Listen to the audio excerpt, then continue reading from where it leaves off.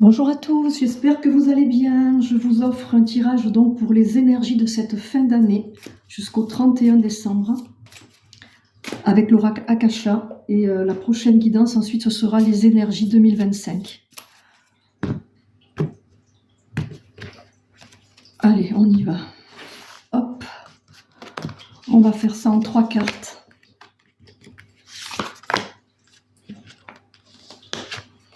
J'espère que vous avez passé un bon Noël le mieux possible. Que vous prenez soin de vous, que vous profitez de ce soleil, que vous vous reposez. Allez, on y va. Donc on a... Oups, ça s'en va. La lune bouge. D'ailleurs, on a une pleine lune. Je crois que c'est dimanche ou lundi, le 30 il me semble. Je vais regarder ça de plus près. Étant en congé actuellement, je vous fais ce petit cadeau. Je coupe uniquement au niveau des séances et je prends les appels, je le rappelle. Donc on nous parle de dépasser ses peurs, d'ancrage. C'est très très actuel. Et de l'énergie yang, l'action. Voilà. Donc effectivement, en cette fin d'année, c'est quand même assez cohérent, même très cohérent si on fait un bilan sur l'année 2024, de se dire, ce qui m'a empêché d'accomplir des choses, ce qui m'a empêché d'être en action, c'est toutes les fois où je n'ai pas pu dépasser mes peurs, où je ne me suis pas sentie ancrée, en sécurité avec moi. Donc pour moi, ancrage, ça me fait penser aussi à transgénérationnel, aux lignées, vous voyez, ça fait penser aux lignées, ça fait penser aux vies passées. Qu'est-ce qui m'empêche de m'ancrer? Qu'est-ce qui m'empêche de rester stable? Qu'est-ce qui m'empêche d'être connecté à ce ciel et à cette terre-mère? Vous voyez? Qu'est-ce qui m'empêche d'être en action? Peut-être mes peurs, peut-être des blocages, peut-être des schémas répétitifs.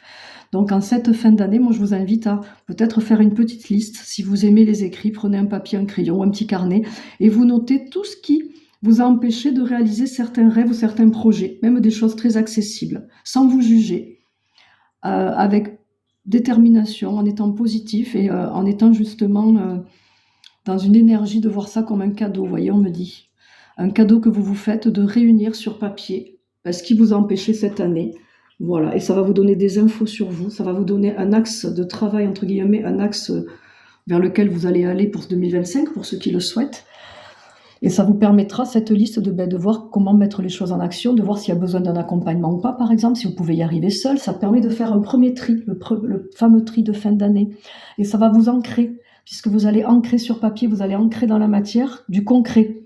Vous voyez, vous allez faire un tri, vous allez mettre en lumière ce qui est bloqué pour vous.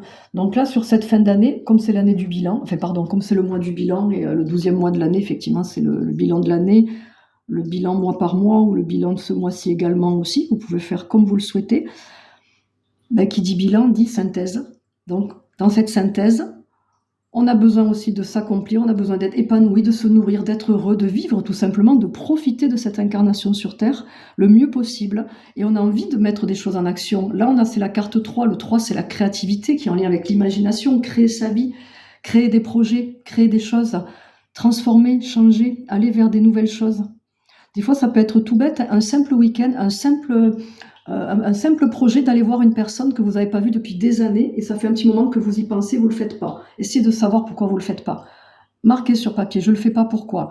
Parce que j'ai mon chat à faire garder, parce que j'ai ça, parce que ça fait loin, j'aime pas conduire seul. Voyez, posez sur papier tout ce qui vous gêne sans vous juger et essayez de voir comment vous pouvez le transformer. Par exemple, je n'aime pas conduire seul. Pourquoi? Qu'est-ce qui me dérange seul? J'ai besoin de parler avec quelqu'un. Mais vous pouvez toujours proposer un blablacar. Vous allez rendre service à une personne qui, en plus, ça va vous rembourser votre trajet. Donc, regardez s'il n'y a pas possible de faire des blablacars. Si au contraire, vous aimez être seul, mais ce qui vous dérange, c'est conduire parce que pour X raisons, regardez comment vous pouvez embellir ce trajet. Mettre de jolies musiques, regardez où est-ce que vous pouvez vous arrêter pour faire des petites haltes, voyez, où vous allez observer des paysages. Vous pouvez profiter de faire une halte, appeler une copine, faire une visio avec un ami, vous voyez. Il y a toujours une solution, il faut juste la trouver et se dire que parfois aussi, quand on veut réaliser des choses, des projets, quand on veut se faire plaisir, ça demande d'accepter qu'il va y avoir des parties du projet qu'on ne va pas tellement apprécier ou aimer, qui seront un petit peu plus dures, un peu plus compliquées. Donc, si pour certaines personnes, ce qui est compliqué, c'est conduire sur une longue durée, vous vous arrêtez, vous le faites en plusieurs fois. Et puis vous regardez quel est le moment de la journée qui est le mieux pour vous. Vous êtes le plus en forme. Si c'est le matin, vous partez le matin tôt. Si vous préférez rouler l'après-midi, vous partez à 13h. Vous voyez, vous prévoyez de quoi manger, de quoi boire. En fait, c'est une histoire d'organisation et aussi de structure. Renforcer sa structure, c'est ben, je transforme les peurs, je transforme tout ce qui est compliqué pour moi pour profiter un peu plus. Donc là, je vous ai donné un exemple qui est venu comme ça, mais il y en a plein d'autres. Et plus vous allez fonctionner comme ça, c'est-à-dire passer par-dessus quelque part, transformer, transmuter, euh, surmonter, on me dit, et plus vous allez vous sentir ancré, vous allez vous sentir libre, connecté, en harmonie avec vous, et puis surtout, vous allez vous sentir indépendant, autonome. Donc là, on est dans une énergie yang, c'est l'énergie du masculin, on a tous cette énergie en nous. Le masculin, c'est je mets des choses en place, je sors de ma zone de confort, j'acte, j'agis, tout simplement, on agit.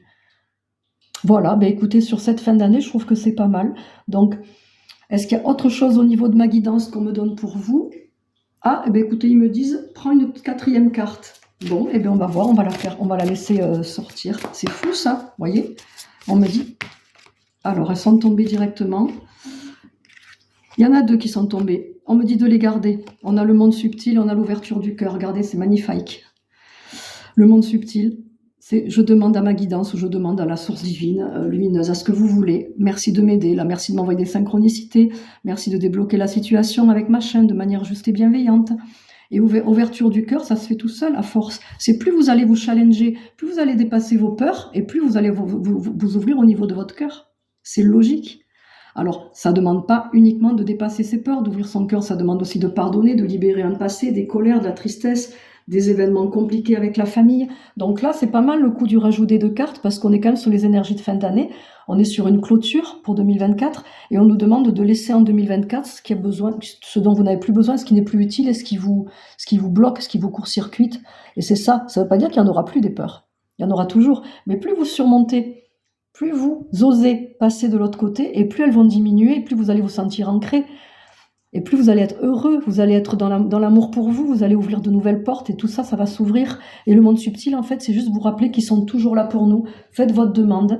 Moi, je sais que je n'ai confiance qu'en eux et en moi. Ça ne veut pas dire que j'ai pas confiance en les gens, mais d'abord en moi et en eux, parce que c'est comme ça qu'on avance. J'ai fait l'expérience de toujours... j'étais influençable avant, hein, comme beaucoup d'entre nous, hein. Mais j'ai fait l'expérience de me valider avec les autres et me valider tout court et m'écouter moi et me dire de toute façon si ça fonctionne pas, ben, c'est que je dois pas aller vers ça et il y a des résultats. Juste accepter qu'il y a plusieurs chemins qui s'offrent à nous, il y a des choix, ce ne sont pas des échecs, ce ne sont pas des non-réussites, ce sont des expériences. Et plus vous allez expérimenter, plus vous allez avoir des retours, des résultats et vous allez vous rendre compte de ce qui est fait pour vous, de ce qui vous plaît, de ce qui vous nourrit, mais également de ce qui ne vous convient pas ou plus. Mais pour savoir ce qui nous convient ou pas, il faut expérimenter. Des fois, on croit qu'on va pas aimer quelque chose ou qu'on va pas, on va s'ennuyer ou que ça va être compliqué. Et puis, on s'aperçoit que non. Qu'une fois de plus, on a supposé. Et avec les suppositions, eh ben, on se bloque, on se ralentit.